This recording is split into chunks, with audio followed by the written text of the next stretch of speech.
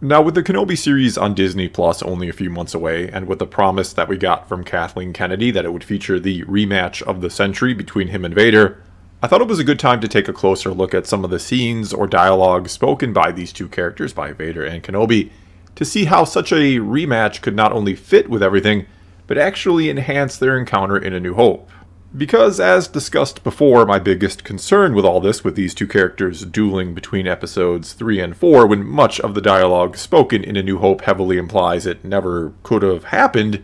is that it'll be done more for the spectacle than any actual substance. That we'll get a surface-level encounter between these two characters that will add nothing but another cool fight that sells Disney Plus subscriptions, but adds little to nothing, or worse yet, takes away from their amazing story.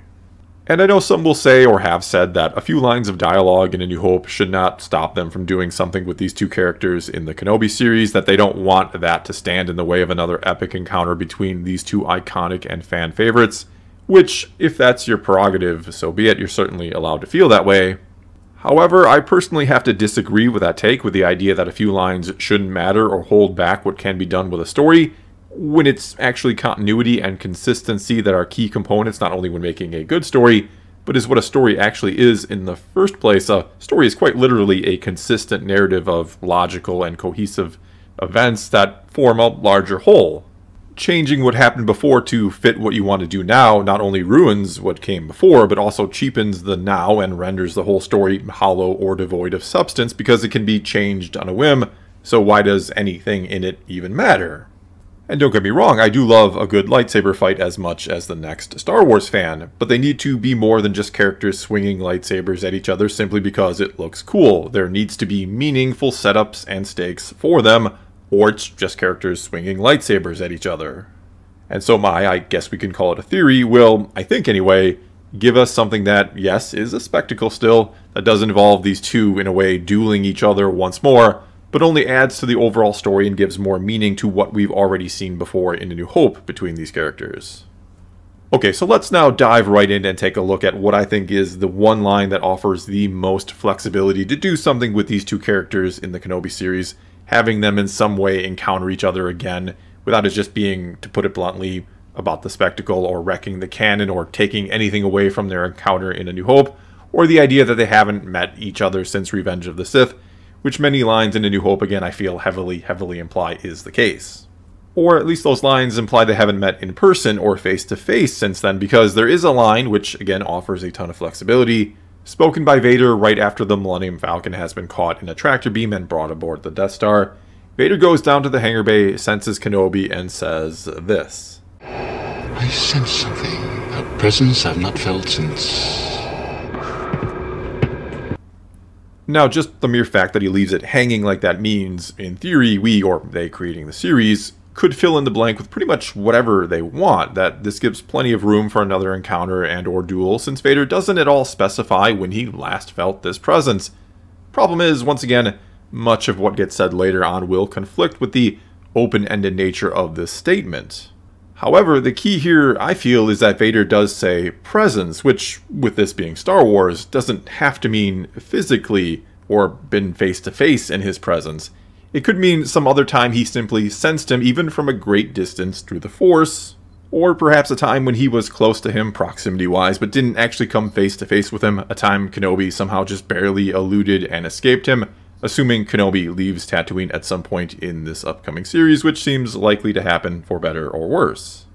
Either way, I think this one line opens the door for an encounter with each other through the Force, which is an idea many have had before, and I think many are open to more so than an actual face-to-face one. I mean, they are or were master and apprentice at one point, which means a strong bond still exists between them, in or through the Force. We even learn about this sort of thing and see it used in Clone Wars Season 6. We shall, however, use the strong bond that once existed between you and your master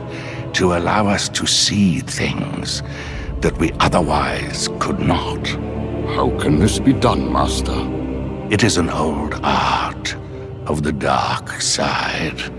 Here, the strong bond between Yoda and Dooku, between former master and apprentice, allows Palpatine to even go on to encounter and battle Yoda through the Force in a vision of his, A vision of his that seems very real to Yoda and probably Palpatine and Dooku as well, and also offers glimpses of the future, mainly how Anakin will eventually kill Dooku and how the Jedi will ultimately lose the war to Sidious and fall.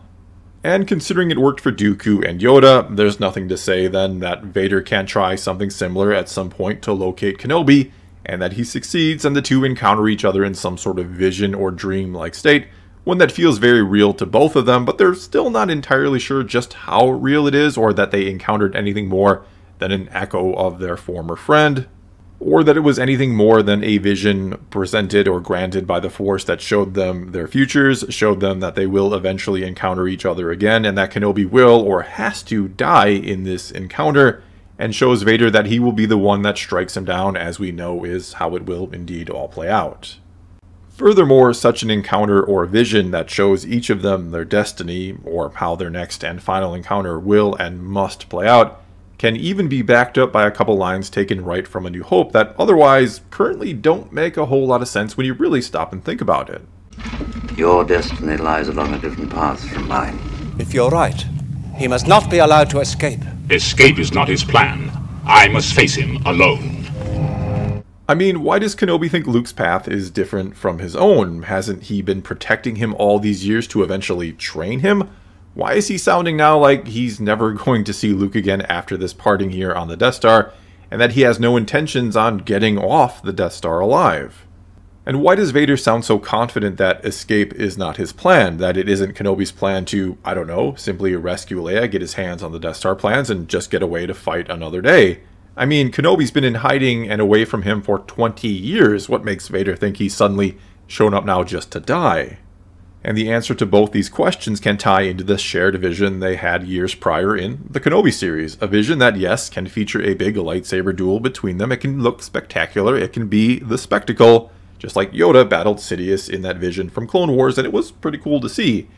And it can, like I said, offer each of them glimpses of their destiny and or what must be done to bring about what they seek. In Obi-Wan's case, he of course wants to train Luke, or see Luke become trained. He wants to see him become the Jedi that Anakin was meant to be and or once was. He wants Luke to be the one who stops Vader, stops what he feels was his great mistake and failure that led to so much ruin and suffering for the galaxy. Luke is basically Obi-Wan's one and only chance to let go of all his guilt, pain, anger, and attachment concerning Anakin, to be free of everything holding him back from completing his training with Qui-Gon to be ready to become a Force ghost upon death, at which point, from the beyond, he can continue to help guide Luke when and where needed, like during the trench run when he tells him the Force will be with him and to turn off his targeting computer essentially, and then when he sends him to Dagobah to find Yoda in The Empire Strikes Back. Kenobi then also believes, or it's shown to him in this shared vision I should say, that if he does all this, if he lets himself go, if he lets go of all this pain and anger and makes this great sacrifice and dies at the hand of Vader, he will not only inspire Luke to go on to be a Jedi, but it may in some small way open a crack in Vader's armor to eventually lead to the return of Anakin.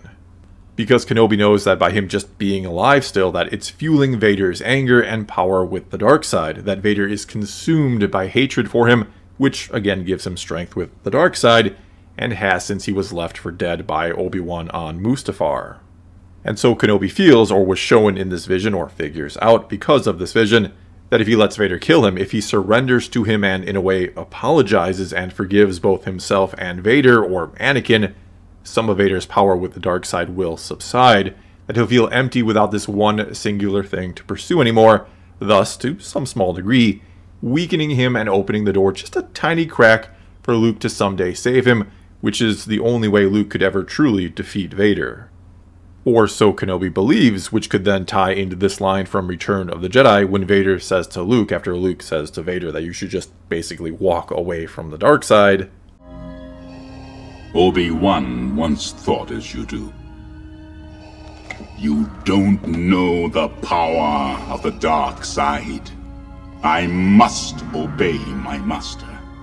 This could all be because during this shared vision and encounter, which happens again during the Kenobi series, Obi-Wan says something to Vader along the lines of, right before Kenobi lets Vader kill him in this vision as well, after he's finally realized the only way to defeat Vader is to let Anakin do it,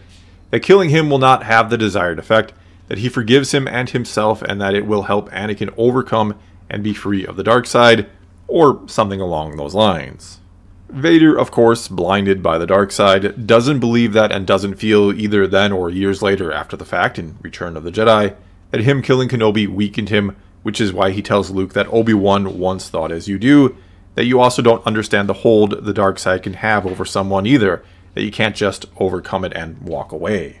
Yet it all is part of the reason, not the whole reason, mind you. I think Luke's rejection of Vader and the dark side in The Empire Strikes Back plays a big part too, but it's all part of the reason Luke can deep down sense conflict in Vader. In other words, Kenobi knows for everything to happen as it must for Luke to fulfill his destiny or the destiny of the Chosen One, and Kenobi does think Luke is the Chosen One, at least according to Rebels. He has to die here and now in this encounter with Vader. It's even why he has a little smirk on his face when he sees Luke has arrived to see the end of their encounter. He knows this is the beginning of the end for Vader. Either way here, and going back to A New Hope, this is all why Vader says escape is not Kenobi's plan. He knows that when he senses this presence, when he senses Kenobi again for the first time since that vision many years ago, that Kenobi has no intention on trying to get away from him, that he's here, or Vader thinks he's here mainly to try and save him, which Vader thinks is foolish and impossible, of course. Vader, though, doesn't know about Luke and how that's the other piece of the motivation for Obi-Wan to let himself die here, or that he'll live on as a Force ghost, which helps strengthen Kenobi's overall argument or point about the light side being, shall we say, more powerful, or... You can't win, Darth. If you strike me down, I shall become more powerful than you can possibly imagine. So basically, to quickly summarize here, Vader will try to locate Kenobi via Sith sorcery using that strong master and apprentice bond, and he'll succeed. They'll have some kind of vision or encounter through the Force, which each will see what they believe is their destiny. Vader will see himself killing Kenobi and finally being rid of him, finally getting his revenge, while Kenobi will see that revenge will not be the answer Vader thinks it will be, and that Luke can one day defeat him if he goes down the right path, that he hasn't been wasting his time protecting Luke on Tatooine all these years, which could be a major theme of the Kenobi series, that Kenobi feels he should be out there doing something instead of wasting away. But all this frustration and anger is, well, that's what's actually holding him back from completing or even starting his training with Qui-Gon to become a Force ghost. Kenobi will also see that the only way to finally and truly let go of all his guilt and anger is to let himself be killed by Vader, thus opening a tiny crack in Vader's armor, if you will, for Luke to one day further exploit and to save his father. Even though, yes, Kenobi in Return of the Jedi seems to imply Luke needs to kill his father, needs to kill Vader, but he's only saying that from a certain point of view. Now, is this how I think it'll actually all play out in the series? Well, probably not, but I do hope it'll be something along these lines. I do hope it'll be more than just a spectacle, just an excuse to bring these characters and actors back together to have another lightsaber encounter, another lightsaber battle, in order to sell some Disney Plus subscriptions. Well, that's all I've got for you this time. Now it's your turn to tell me what you think about all this. Either way, I probably, almost certainly, will be doing my own version of the Kenobi series, a 6-part story, starting in the next week or two, and this video will be a pretty big spoiler for that, I suppose. Nevertheless, I do have other ideas for it as well, and I hope and think it'll enhance the overall story that way. Anyway, for now, leave a comment below, and let's talk some Star Wars. And until next time, thanks for watching.